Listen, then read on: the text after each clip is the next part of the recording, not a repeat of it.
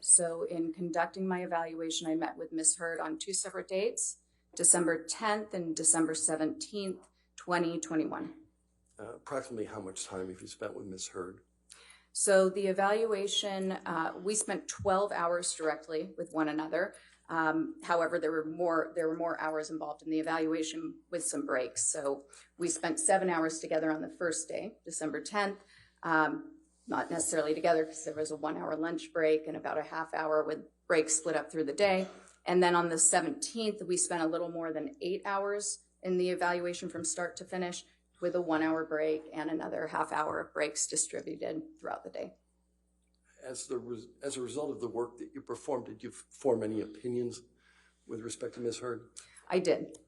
What were those opinions? The results of Ms. Heard's evaluation supported 2 diagnoses: borderline personality disorder and histrionic personality disorder. What is a diagnosis? A diagnosis is a way that that psychologists, psychiatrists, anybody in the mental health field thinks about a disorder. It helps us to communicate a set of symptoms that a person is experiencing, and along with that set of symptoms, it tells other professionals a lot about how those symptoms might have developed, how that person might behave, perceive the world. It also drives treatment. The real purpose is to determine what sort of interventions will be most effective for the person. Yeah. Previously, you made reference to, I think you called it the DSM-5. What's Yes. that? So the DSM-5, that stands for the Diagnostic Statistical Manual. The most reliable way, however, to ever come about a diagnosis really is through a comprehensive psychological assessment. And I might use the words assessment, examination, testing interchangeably. They all mean the same thing. It's combining information from multiple different sources. One main source is psychological testing using validated objective measures. That means that they've been tested, they've been shown to be accurate for testing what you want to test. So what's a clinical interview? A clinical interview is a very comprehensive interview. It includes a person's entire life history, as well as very specifically looks at any symptoms they might have. This can start as far back as birth. You might find out if there were any issues with their delivery, any genetic issues, any intellectual issues. How did they do? What was their home life like? How was discipline handled? What's their relationship with their primary caregivers? Were they raised by an aunt, an uncle, their parents? How many siblings do they have? How do they get along with their siblings? How many times did they have to move? How did you conclude that Ms. Heard suffers from the personality disorders that you identified? So there was information that supported it from multiple sources. I conducted testing, including one of the main tests that I used. She obtained scores that were consistent with those diagnoses. And then I also, there was evidence of those diagnoses in her records and in her self-report. Okay. All right, Council, why don't we just go ahead and pause for a second while we go ahead and take our morning recess, okay? Ladies and gentlemen, we'll go ahead and take our 15-minute morning recess. Do not discuss the case and do not do any outside research, okay? The first was actually my own behavioral observations of her based on her self-report. So one of the hallmark characteristics of histrionic personality disorder is sort of a overly dramatic presentation. We call this impressionistic speech.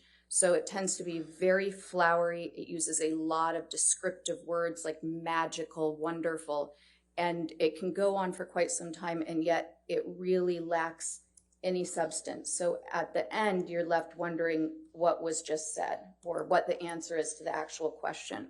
So that occurred a number of times, and it also represented the quick shifts you'll see between emotions. So she would suddenly be one way, and then she would become very animated or very sad. And when people are displaying these emotions with this personality disorder, there's a sense of shallowness to it. People who are observing them will feel like it's almost play acting, and they might not be able to put their finger on it, but part of it is because of the rapidness with which the person can switch emotions. So first of all, I asked her a couple questions from something called the mini mental status exam. That's really just a fancy way of saying that I wanted to make sure that she was alert and oriented to, we call it person, place, and time. That means she knew who she was, she knew who I was, she knew where we were, and she knew the date. That way I can ensure that she's able to participate in the evaluation and understand what's happening. I then administered something called the Minnesota Multiphasic Personality Inventory 2. These are scales that measure really the truthfulness and accuracy with which a person is approaching the test. And these scales on this particular test have been so well researched over many decades that they've become very nuanced, and they can tell us a lot about if somebody's, for instance, exaggerating. Are they elevating one of the scales that shows that they're exaggerating on purpose? Are they exaggerating in a manner that's more like a cry for help? Are they exaggerating in a manner that's clever and sophisticated or more obvious? And then the same exact thing goes for trying to minimize symptoms. We have a number of scales that can show us all the different, if somebody's trying to say they're the most wonderful person on earth, or if they're just trying to deny problems, and if they're doing that again in a very clever way or more of an obvious way. So that test was my choice for this case.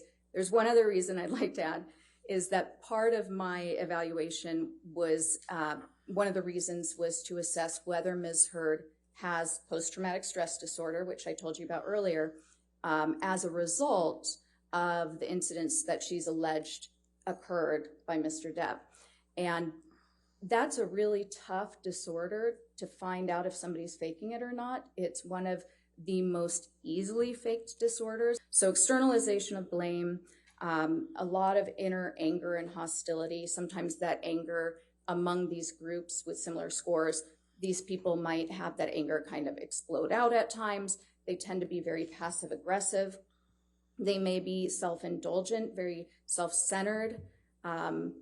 They could use manipulation tactics to try to get their needs met, very needy of attention, acceptance, approval.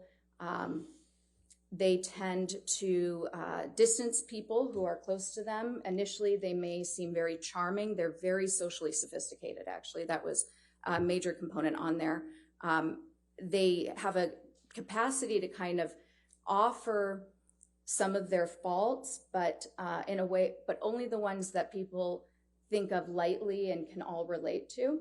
And so they can present as very fair and balanced, but in actuality, they really might